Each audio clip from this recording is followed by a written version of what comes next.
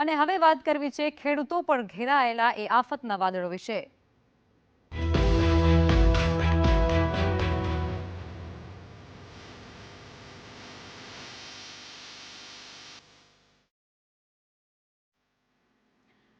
કુદરતે ફરીવાર ખેડૂતોને જાણે રોવડાવાળા મૂડમાં હોય તે મોઢું ફેરવી રહી છે। ખેડૂતોએ કાગડોળે વરસાદની રાહ જોઈ રહ્યા છે, પણ હવામાન વિભાગે જે આગાહી કરી છે તેનાથી ખેડૂતોના શ્વાસ એ અદ્ધર થઈ ગયા છે। સૌરાષ્ટ્ર સહિતના ખેડૂતો માટે હવે કપરા ચઢાણ છે, કારણ કે સારા વરસાદની આશા હવે નહિવત છે। સંપૂર્ણ વિગતો તમને આ અહેવાલમાં મારે આપીશ। રાજ્યના ખેડૂતો માટે ચિંતાજનક સમાચાર સામે આવી રહ્યા છે। હાલ ગુજરાતમાં સારા વરસાદની શક્યતા એ નહિવત છે। હવામાન વિભાગે વરસાદ અંગે મોટી આગાહી તો કરી છે, જેમાં તેઓ કહે છે કે હાલ ગુજરાતમાં ભારે વરસાદની આગાહી નથી। 7 દિવસ કેટલાક ભાગોમાં હળવાથી વરસાદી છાંટા રહી શકે છે। દક્ષિણ ગુજરાત અને સૌરાષ્ટ્રના દક્ષિણ ભાગમાં હળવો વરસાદ પણ થઈ શકે છે, પણ ઉત્તર ગુજરાતના જિલ્લામાં 7 દિવસ કોરા રહેશે, ત્યાં વરસાદ નહીં પડે। સૌરાષ્ટ્રના પણ ઉત્તર ભાગના જિલ્લા પણ કોરા રહી શકે છે, જેમાં પોરબંદર, દ્વારકા, મોરબી સહિતના વિસ્તારોનો સમાવેશ થઈ રહ્યો છે। હવે વરસાદની ત્યાં ખૂબ ઘટ પણ જોવા મળી રહી છે। વરુણદેવ એ રિસાયા હોય તે પ્રકારની સ્થિતિ છે, કારણ કે ભર ચોમાસે આકરી ગરમીનો ત્યાં અહેસાસ થશે। રાજ્યના ઘણા ભાગમાં ઉકળાટ રહેશે, તાપમાન વધી જવાનું છે। અમદાવાદમાં પણ 33 ડિગ્રીની આસપાસ પારો પહોંચી શકે છે।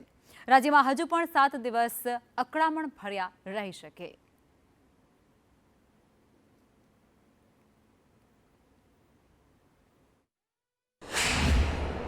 वाले दिनों में उसमें किसी भी प्रकार की हैवी रेनफॉल वार्निंग जो है गुजरात में नहीं दी गई है। साथ ही जो गुजरात में अगले पूरे हफ्ते जो है लाइट टू मॉडरेट रेन होने की संभावना है, जिसमें साउथ गुजरात के ये जो रेन है वो दक्षिणी गुजरात के कुछ हिस्सों में जो है सदर्न पार्ट में मोस्टली जो है light to moderate rain concentrate करेगा, और सौराष्ट्र के जो है दक्षिणी हिस्सों में तटीय इलाकों में जो है लाइट टू मॉडरेट रेन देखने को मिलेगी। मोस्टली जो नॉर्थ गुजरात और सौराष्ट्र का जो हिस्सा है नदर्न पार्ट जो है वो मोस्टली जो है ड्राई रहने की संभावना है और लाइट रेन की प्रोबेबिलिटी देखने को मिलेगी आगे आने वाले हफ्ते में। साथ ही तापमान जो है अभी फिलहाल अहमदाबाद में 33 डिग्री के आसपास रहा है, और गांधीनगर में भी 33 डिग्री के आसपास है, और आगे भी तापमान नो लार्ज चेंज में बना रहेगा पूरे गुजरात में। ભર ચોમાસામાં સારો વરસાદ ન થતા ખેડૂતોની માઠી દશા બેસી ગઈ છે, ત્યારે હવે એમના પાક આ આકરા તડકા સહન નહીં કરી શકે, અને જેથી કુદરતના માર સામે ઝઝૂમતા ખેડૂતો હવે સરકાર પાસે સહાયની આશા રાખી રહ્યા છે। અન્ય સમાચારો પણ જોવા છે। સાબરકાંઠા જિલ્લાના ઉત્તર ભાગમાં મેઘરાજાની અછતને કારણે ખેડૂતોની ચિંતામાં પણ મોટો વધારો થયો છે। ઈડર, વડાલી, ખેડબ્રહ્મા, વિજયનગર અને પોશીના સહિતના વિસ્તારોમાં ગત વર્ષની સરખામણીએ 40% કરતાં પણ ઓછો વરસાદ પડ્યો છે, અને જેના કારણે ધરોઈ જળાશયમાં પણ હાલ માત્ર 50% જેટલો જ પાણીનો જથ્થો બચ્યો છે। હાલ ખેડૂતો માંગ કરી રહ્યા છે કે કેનાલ મારફતે નર્મદાનું પાણી પહોંચાડી અને ચેકડેમો તેમજ તળાવોને ભરવામાં આવે, જેથી આ પાકને બચાવી શકાય।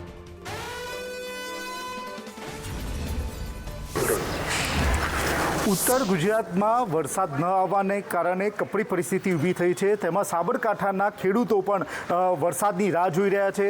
જોકે આ વખતે સૌથી ઓછો વરસાદ સાબરકાંઠામાં નોંધાયો છે, તેમાં ઈડર, વડાલી, ખેડબ્રહ્મા, વિજયનગર સહિત પોશીના પંથકમાં ઓછો વરસાદના કારણે ખેડૂતોની હાલાકી કફોડી બની છે। કે અહીંના કયા કયા તાલુકો છે, કેવી પરિસ્થિતિ છે અને શું હાલાકી છે, ખેડૂત તરીકે શું કહેશો? ચાલુ સાલે અલ નીનોની અસરના કારણે સાબરકાંઠા જિલ્લામાં વડાલી તાલુકો, ઈડર તાલુકો, ખેડબ્રહ્મા, વિજયનગર, પોશીના અંતરિયાળ વિસ્તારોમાં વરસાદ ન હોવાના કારણે પાકની પરિસ્થિતિ નિષ્ફળ ગયેલી છે। વડાલી વિસ્તાર, ઈડર વિસ્તારમાં અત્યારે કપાસ, તુવર, મગફળી, સોયાબીન, શાકભાજીનું વાવેતર કરેલ છે, જે છેલ્લા 1 માસની અંદર વરસાદ નહિવત પ્રમાણમાં થવાથી ગરમીનું પ્રમાણ ખૂબ જ રહેવાથી કપાસના પાકમાં જીવાતનું પ્રમાણ વધી ગયું છે। શાકભાજીમાં એવો જ પ્રોબ્લેમ થયેલો છે કે જે વાવેતર કરેલું એ આ વર્ષે બિલકુલ ફેલ થયેલ છે, અને ખેડૂતોને પારાવાર નુકસાન થયેલ છે। વડાલી, ઈડર, પોશીના જે અમારો અંતરિયાળ વિસ્તાર છે એની અંદર વરસાદ ઓછો થવાના કારણે ખેતી અત્યાર સુધી તો ખેડૂતોએ ટકાવી છે, સહેજ વરસાદ એટલે કે અંદાજે 15 ઇંચ જેટલો વરસાદ અમારા વિસ્તારમાં થયો છે, જેના કારણે ખેતી અત્યાર સુધી તો ખેડૂતે ટકાવી રાખી છે, પણ હવે જો વરસાદ ના આવે તો ખેતીમાં જે ખેડૂતને જે ખર્ચો કરવાનો તે બધું થઈ ગયેલું છે, એટલે અત્યારે ખેડૂતને પરિસ્થિતિ બહુ ખરાબ છે અને ખેતી પણ નિષ્ફળ જાય એવી પરિસ્થિતિ છે. અત્યારે કપાસ, મગફળી, અડદ છે, શાકભાજીના જે પાકો છે એમાં અત્યાર સુધીમાં સારું હતું, પણ હવે બહુ મુશ્કેલી પડાવી છે, કારણ કે જળાશયોમાં બિલકુલ પાણી નથી, અમારા ચેકડેમો ખાલી છે, નદીમાં પણ પાણી નથી, અને અમારે જે વડાલીથી પૂર્વ વિસ્તારનો જે પટ્ટો છે એની અંદર તો સિંચાઈની પણ કોઈ પણ વ્યવસ્થા અત્યાર સુધીમાં છેલ્લી નથી. હાલમાં દુકાળ જેવી પરિસ્થિતિ હાલ હાજર જ છે, અને ખેડૂતો માટે વરસાદ ના આવે, સરકારનો કોઈ લાભ ના મળે તો મહિના 2 મહિનામાં ખેતી 80% સુકાઈ જશે અને ખેડૂત બિચારો પાયમાલ થશે. સરકાર કોઈક લાભ આપે તો ખેડૂતો માટે સારું છે. જે પાણી આપવાની જે યોજના હતી તે માત્ર કાગળ ઉપર છે. જે યોજના અમલવારી થાય અને ડેમ, જળાશય અને ચેકડેમ નદીઓમાં જો પાણી ઠલવાય તો આવનાર દિવસોમાં આ સુખાકારી બને તેમ છે. જોકે હાલની પરિસ્થિતિ વરસાદ ન આવવાના કારણે હાલના સાબરકાંઠા ખેડૂતવાસીઓ પાક નિષ્ફળ જવાની સ્થિતિમાં કાગડોળે વરસાદની રાહ જોઈ રહ્યા છે. હિતેશ રાવલ, સંદેશ ન્યૂઝ, સાબરકાંઠા. જામનગર સહિત સમગ્ર સૌરાષ્ટ્રમાં મેઘરાજાએ લાંબો વિરામ લેતાની સાથે જ ધરતીપુત્રોની હાલત કફોડી બની ચૂકી છે. જિલ્લામાં અત્યાર સુધીમાં માત્ર 8 થી 10% જેટલો જ વરસાદ વરસ્યો છે. આ નહિવત વરસાદ નોંધાતાની સાથે જ હવે ગ્રામીણ વિસ્તારોમાં દુષ્કાળ જેવી ગંભીર સ્થિતિ સર્જાઈ ચૂકી છે. જિલ્લાના તમામ 25 જળાશયોમાં હાલ માત્ર 11.88% જેટલો જ જૂજ જળ સંગ્રહ બચ્યો છે. સંદેશ ન્યૂઝની ટીમે ખીજડીયા ગામ ખાતે પહોંચી જઈ ખેડૂતોની આપવીતી જાણવાનો પ્રયત્ન કર્યો હતો. જિલ્લામાં 80%થી પણ વધુ વિસ્તારોમાં વાવણી પૂર્ણ થઈ ચૂકી છે, પરંતુ જો આગામી અઠવાડિયામાં સારો વરસાદ નહીં પડે તો ખેડૂતોનો મોંઘા ભાવનો ઊભો મોલ એ સંપૂર્ણપણે બળીને ખાક થઈ જશે. ધરતીપુત્રો હવે સરકાર પાસે સૌની યોજના અને કેનાલો મારફતે સિંચાઈનું પાણી તાત્કાલિક છોડવાની સાથે ઘાસચારાની પૂરતી વ્યવસ્થા કરવાની માંગ પણ કરી રહ્યા છે. જામનગર સહિત સૌરાષ્ટ્રમાં જે રીતે વરસાદ ખેંચાણો છે ત્યારે ખેડૂતોની પરિસ્થિતિ કપરી બની છે. ત્યારે જામનગર જિલ્લાની વાત કરીએ તો જામનગર જિલ્લામાં માત્ર 8 થી 10% જેટલો વરસાદ થયો છે. ત્યારે આપણે ખેડૂતો સાથે વાતચીત કરીએ. હાલ અત્યારે જામનગર જિલ્લામાં માત્ર 8 થી 10% જેવું વરસાદ થયો છે, વરસાદ ખેંચાણો છે. શું કહેશો, હાલ કઈ પ્રકારની પરિસ્થિતિ સર્જાણી છે? પરિસ્થિતિ બહુ કપરી છે. આ વરસાદ 5 થી 6 અઠવાડિયા આવ્યો નથી અને ખેડૂત બધા ડૂબમાં ગયેલા છે અને દેવામાં ડૂબેલા છે. તો અમારે સરકારને નમ્ર વિનંતી કે જેમ બને તેમ સહાય અને દુષ્કાળગ્રસ્ત જાહેર કરવાની જેમ બને તેમ તાત્કાલિક મહેરબાની કરે. વરસાદના અભાવે ખેડૂતોના પાકને નુકસાન થવાની ભીતિ વચ્ચે હવે પોરબંદર જિલ્લા કોંગ્રેસ દ્વારા જિલ્લાને દુષ્કાળગ્રસ્ત જાહેર કરવાની માંગ કરવામાં આવી છે. આજે ઈદની રજાના દિવસે પણ કોંગ્રેસ દ્વારા કલેક્ટર કચેરી સામે ધરણા યોજી અને સરકાર સામે વિરોધ નોંધાવવામાં આવ્યો હતો.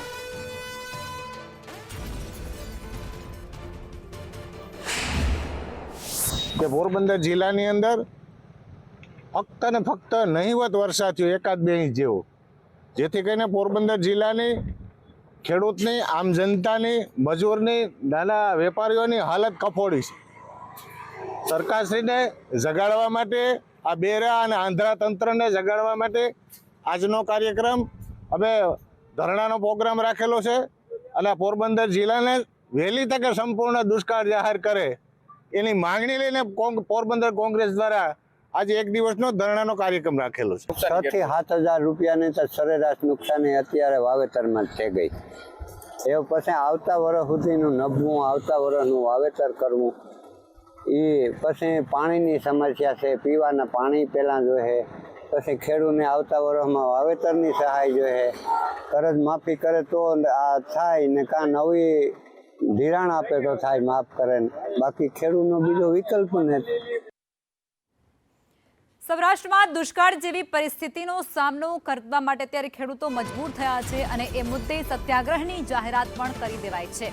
28 દિવસથી વરસાદ ન પડ્યો હોવાનો દાવો સાથે જ દુષ્કાળ મેન્યુઅલ 2016 લાગુ કરવાની માંગ પણ ખેડૂતો કરી રહ્યા છે. સરકારને આ મુદ્દે 3 દિવસનો અલ્ટિમેટમ આપવામાં આવ્યું છે અને જો સરકાર તરફથી નિર્ણય નહીં લેવાય તો આગામી 29 ઓગસ્ટે ખંભાળિયાથી સત્યાગ્રહ શરૂ કરવાની જાહેરાત થઈ છે. ખેડૂતોની 4 મુખ્ય માંગણીઓને લઈ અને આ સત્યાગ્રહ કરાશે, જેમાં ખેડૂતો માટે ઘાસચારો અને સાથે જ વીજ બિલ માફ કરવાની માંગ પણ તેમાં સામેલ છે. ગુજરાતના અનેક જિલ્લાઓમાં દ્વારકા હોય, પોરબંદર હોય, જામનગર હોય, કચ્છ હોય કે સૌરાષ્ટ્ર કે ઉત્તર ગુજરાતના અનેક ભાગોમાં અત્યારે દુષ્કાળ જેવી પરિસ્થિતિ છે. ત્યારે આમ આદમી પાર્ટી દ્વારા માનનીય ઈશુદાનભાઈ ગઢવીના નેતૃત્વમાં આવનારા દિવસોમાં એક દુષ્કાળ ઘોષણા સત્યાગ્રહ આમ આદમી પાર્ટી કરવા જઈ રહી છે.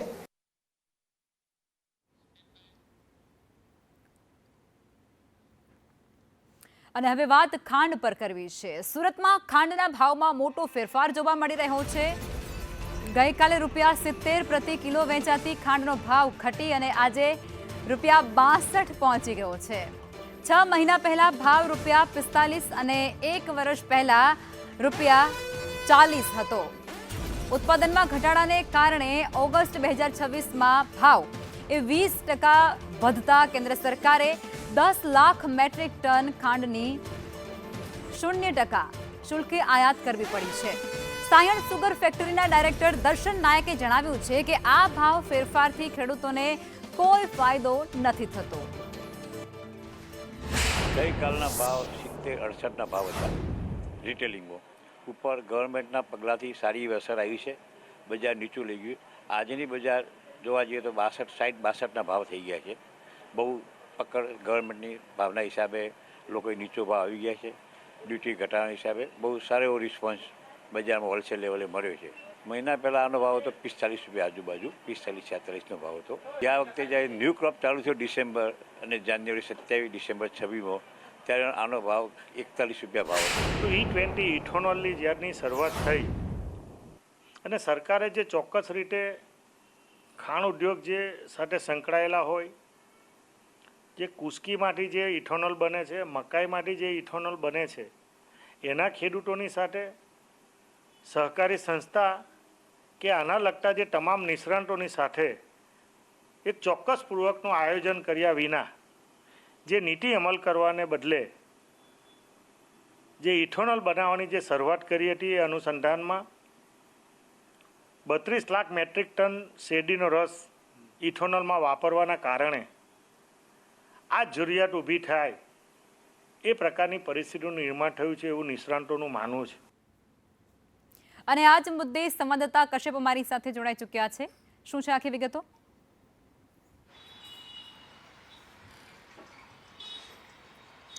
બિલકુલ, જે પ્રમાણે ખાંડનો ભાવ જે છે તે આસમાને પહોંચ્યો છે અને તેની પાછળ અનેક કારણો જવાબદાર હોવાનું સહકારી અગ્રણીઓ છે તે જણાવી રહ્યા છે.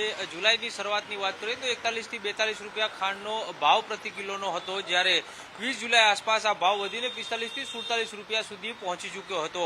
ઓગસ્ટનો પ્રથમ માસ જે છે તે ભાવ 50 રૂપિયાએ આંબ્યો હતો અને છેલ્લા 2 કે 3 દિવસની વાત કરીએ તો ભાવ 67 થી 68 રૂપિયા સુધી પહોંચી ગયો હતો.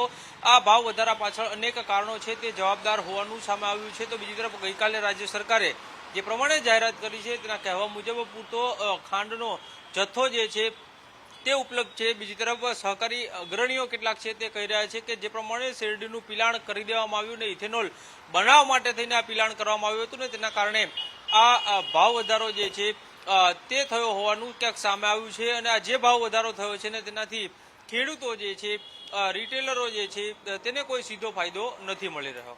જી આભાર કશ્યપ.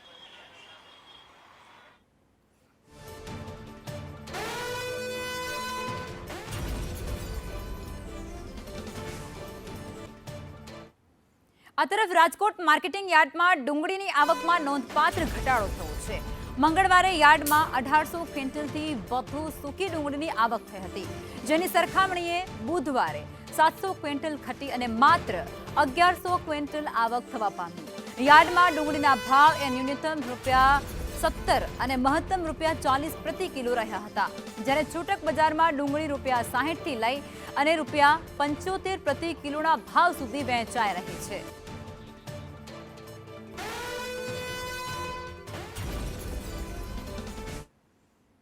અને આજ મુદ્દે સંવાદદાતા મયુર અમારી સાથે જોડાઈ ચૂક્યા છે। મયુર, મોંઘવારી એ સતત વધી રહી છે, ખાંડ બાદ હવે ડુંગળી લોકોને રવડાવી રહી છે।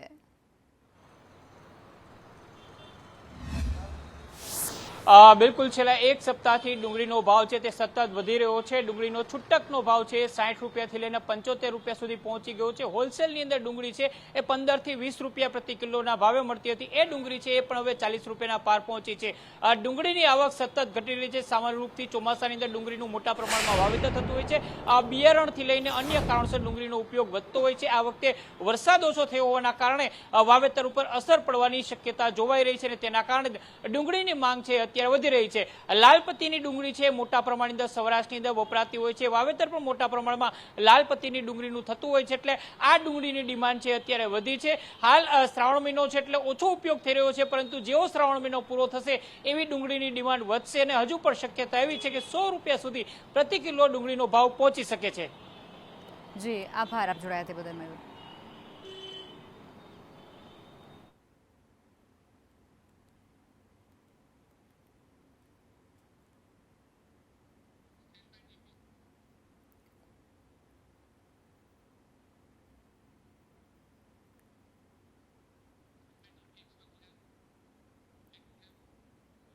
આ સાથે હળવદના સરભડામાં વીજ તારના મામલે ખેડૂતોએ વીજ કંપની સામે કાર્યવાહી કરવાની માંગ સાથે પોલીસ મથકે પહોંચ્યા છે।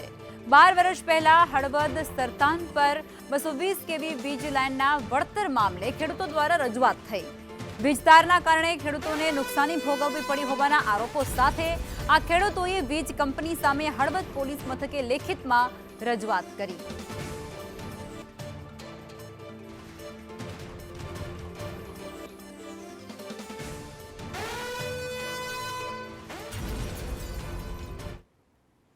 અને આજ મુદ્દે સંવાદદાતા જગદીશ અમારી સાથે જોડાઈ ચૂક્યા છે। જગદીશ, હળવદની અંદર પણ ખેડૂતો એ સરકાર પાસે જે આ વીજ કંપનીઓ એમને હેરાન કરી રહી છે તેની રજૂઆત કરી રહ્યા છે। ખાસ પોલીસ મથકે પહોંચીને તેમના દ્વારા ફરિયાદ પણ થઈ છે। આખો મામલો શું છે?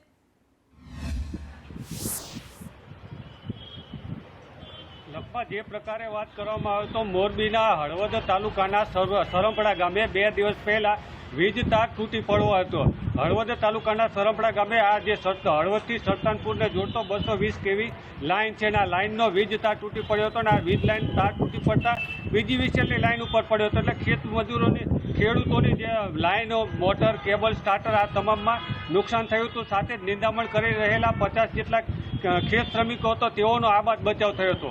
આ ઘટનાને લઈ હવે વીજ તાર તૂટી પડતા ખેડૂતો મેદાનમાં આવ્યા છે અને ખેડૂતો હવે જેતપર છાવણીથી જે એક આંદોલનકારીઓ આવ્યા હતા તેના સમર્થનમાં આજે હળવદ પોલીસ મથકે પહોંચ્યા હતા।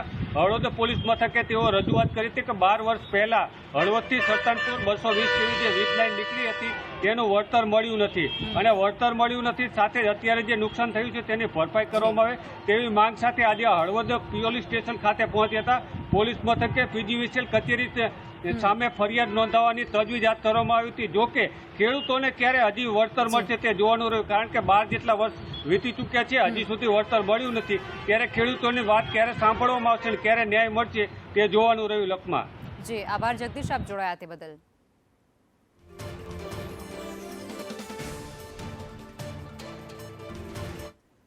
અને આ વચ્ચે સંદેશ ન્યૂઝના અહેવાલની ધારદાર અસર વર્તાય છે। અહેવાલના 1 જ કલાકમાં કોન્સ્ટેબલને સસ્પેન્ડ કરાયા છે। નરોડા પોલીસ મથકનો કોન્સ્ટેબલ જનક જે સસ્પેન્ડ થઈ ચૂક્યો છે। વિડીયો સામે આવતાની સાથે જ અમદાવાદ પોલીસ દ્વારા એક્શન લેવાયો છે। વિડીયો વાયરલ થતા કોન્સ્ટેબલ જનકને સસ્પેન્ડ કરાયા છે, ફરજ પરથી બરતરફ કરાયા છે। કોન્સ્ટેબલ જનક સસ્પેન્ડ થઈ ચૂક્યા છે, પણ સાહેબ એનું શું થશે તે સવાલ અત્યારે સૌથી મોટો છે।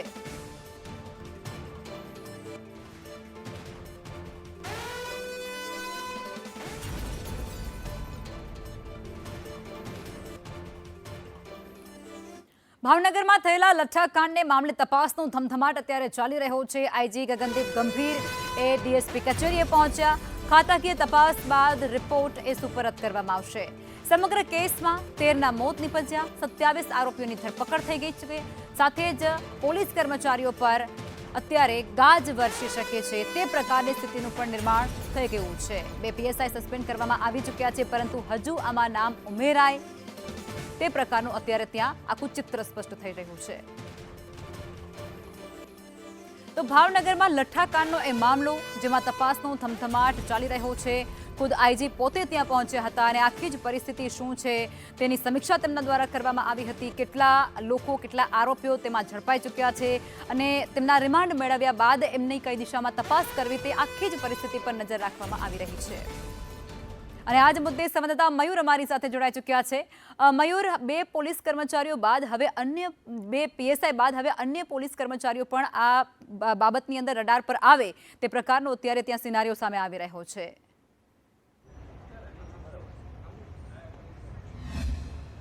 જી લખમાં ચોક્કસથી વાત કરીએ તો જે રીતે લઠ્ઠાકાંડ સર્જાયો, લઠ્ઠાકાંડ બાદ એસએમસીની તપાસનો ધમધમાટ જે શરૂ થયો છે તેને લઈને કહી શકાય કે એસએમસી દ્વારા છેલ્લા 5 દિવસથી આ મામલે ગંભીર જે તપાસ છે તે ચલાવવામાં આવી રહી છે. એસએમસીના આઈજી જે ગગનદીપ ગંભીર છે તેઓ પણ અત્યારે છેલ્લા 5 દિવસથી ભાવનગર ખાતે ધામા નાખ્યા છે અને ત્યારે કહી શકાય કે રોજ સવારથી સાંજ સુધી ખાતાકીય તપાસ છે તે ચલાવવામાં આવી રહી છે. મહત્વનું કહી શકાય કે અત્યાર સુધીમાં 2 સસ્પેન્ડેડ પીઆઈ, આ ઉપરાંત 3 પોલીસ મથકના પીઆઈ છે, તેમના કર્મચારીઓ છે, પોલીસ કર્મચારીઓ છે, ડી સ્ટાફના જવાનો છે સહિતના જે પીએસઆઈ કક્ષાના જે વ્યક્તિઓ છે તેમના નિવેદનો છે તે નોંધવામાં આવી રહ્યા છે. વારાફરતી નિવેદનો છે તે નિવેદનો નોંધવાની કાર્યવાહી છે તે કરવામાં આવી રહી છે. મહત્વનું કહી શકાય કે જે રીતે એસએમસીના જે આઈજી જે ગગનદીપ ગંભીર છે તેમના દ્વારા જે રિપોર્ટ તૈયાર કરવામાં આવ્યો છે તે રિપોર્ટ આજે સુપ્રત કરવામાં આવે તેવી સંભાવનાઓ છે તે પણ સેવાઈ રહી છે. આ ઉપરાંત કહી શકાય કે એસએમસી આ મામલે વધુ એક આરોપી છે તેની ધરપકડ છે તે કરી છે. ભચાઉ ખાતેથી આ આરોપી છે તેની ધરપકડ કરવામાં આવી છે. કહી શકાય કે જે રીતે એસએમસી દ્વારા છેલ્લા 5 દિવસથી તપાસનો ધમધમાટ જે ચલાવવામાં આવ્યો છે તેને લઈને પોલીસ કર્મચારીઓ ઉપર છે તેની ઉપર પણ ખતરો છે તે મંડરાઈ રહ્યો છે. પોલીસ બેડામાં પણ કંઈક નવા જૂની થવાના એંધાણ છે તે દેખાઈ રહ્યા છે. જી આભાર મયુર, આપ જોડાયા તે બદલ.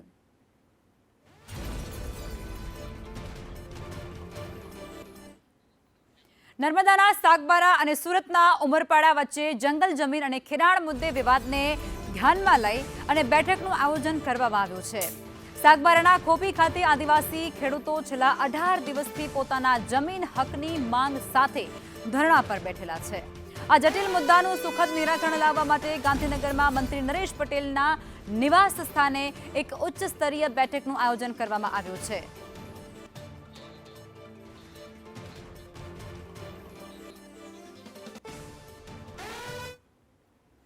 અને આજ મુદ્દે સંવાદદાતા હિરેન અમારી સાથે જોડાઈ ચૂક્યા છે. હિરેન, છેલ્લા 18 દિવસથી આ મુદ્દો એક ખૂબ ગંભીર બની ચૂક્યો છે જેના પર ધરણા પ્રદર્શન થઈ રહ્યું છે.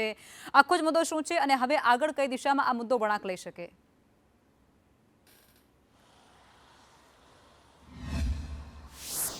મૂળ વિષય આદિવાસી અને તેની જમીનની 7/12ના ઉતારાના વિષયનો છે કે જે સુરત જિલ્લામાં આપવામાં આવે છે. એ જ પ્રકારે નર્મદા અને સાગબારા જે 2 તાલુકાઓ છે ત્યાં આપવાની માંગ સાથે છેલ્લા 18 દિવસથી આદિવાસી ખેડૂતો આંદોલન કરી રહ્યા છે. એમાં ભાજપ, કોંગ્રેસ અને આપ ત્રણેય પક્ષો સાથે જોડાયેલા લોકો છે.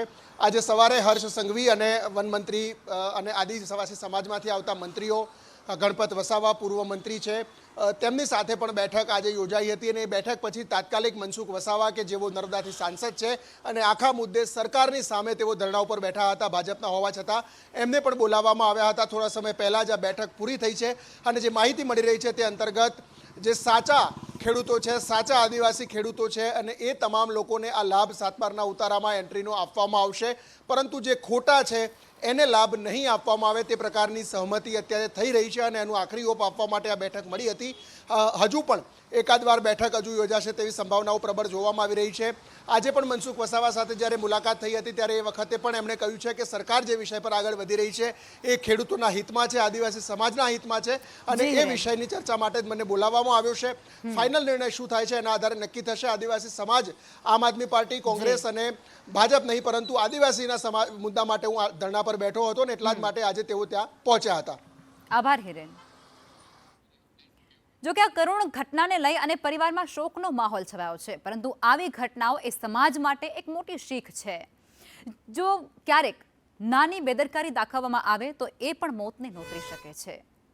આગળ વધી અન્ય સમાચાર જોઈશું, જેમાં મહેસાણાના સામેત્રા અને મરેડા ગામમાં ટ્વિલાઇટ પેપર મિલમાંથી આવતી તીવ્ર દુર્ગંધ વચ્ચે આરોગ્ય તંત્રના સર્વેમાં સ્થાનિકોના આરોગ્યને લઈ ગંભીર બાબતો સામે આવી.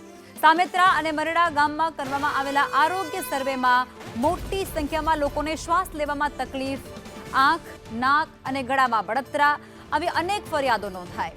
પેપર મિલની દુર્ગંધને કારણે વાતાવરણ પ્રદૂષિત થતું હોવાના આક્ષેપો વચ્ચે 5 શાળાઓમાં વાલીઓએ બાળકોને શાળાએ મોકલવાનું બંધ કર્યા હોવાનો પણ દાવો થયો છે। ત્યારે આરોગ્ય સર્વેના આ ગંભીર આંકડાઓને લઈ હવે અનેક સવાલો ઉઠી રહ્યા છે। કેમ કે ફેક્ટરીના લીધે ચક્કર ને જુકામ ને બધું આવવા માંડે છે। ચક્કર આવું, વોમિટો થઈ જાય, માથું દુખવા માંડે, અનેક બીમારીઓ વધી જ રહી છે। ભવિષ્ય ફેક્ટરી બંધ થશે તો સ્કૂલમાં જઈશું ને હૃદય ઉધરસ ને બધું થાય છે અને તમામ બાળકોને આ બધું થાય છે। જ્યારે ફેક્ટરી બંધ થશે ત્યારે જ અમે જાશું। વડોદરાથી સ્વાઇન ફ્લૂને લઈ અનેક મોટા સમાચાર સામે આવ્યા છે। શહેરની એસએસસી હોસ્પિટલમાં સ્વાઇન ફ્લૂને લઈ અને તંત્ર એલર્ટ મોડ પર આવી ચૂક્યું છે।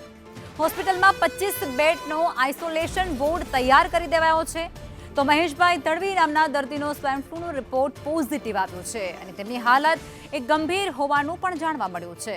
અને બીજી તરફ મુસ્કાનની તબિયતમાં સુધારો થતાં તેને હોસ્પિટલમાંથી ડિસ્ચાર્જ આપી દેવાયો છે। જ્યારે એક દર્દી સ્વાઇન ફ્લૂનો શંકાસ્પદ હોવાને કારણે હાલ તેની સારવાર ચાલી રહી છે। સ્વાઇન ફ્લૂને પહોંચી વળવા માટે એસએસસી હોસ્પિટલનો મેડિકલ સ્ટાફ અને જરૂરી લોજિસ્ટિક્સ સંપૂર્ણપણે તૈયાર કરવામાં આવી ચૂક્યા છે।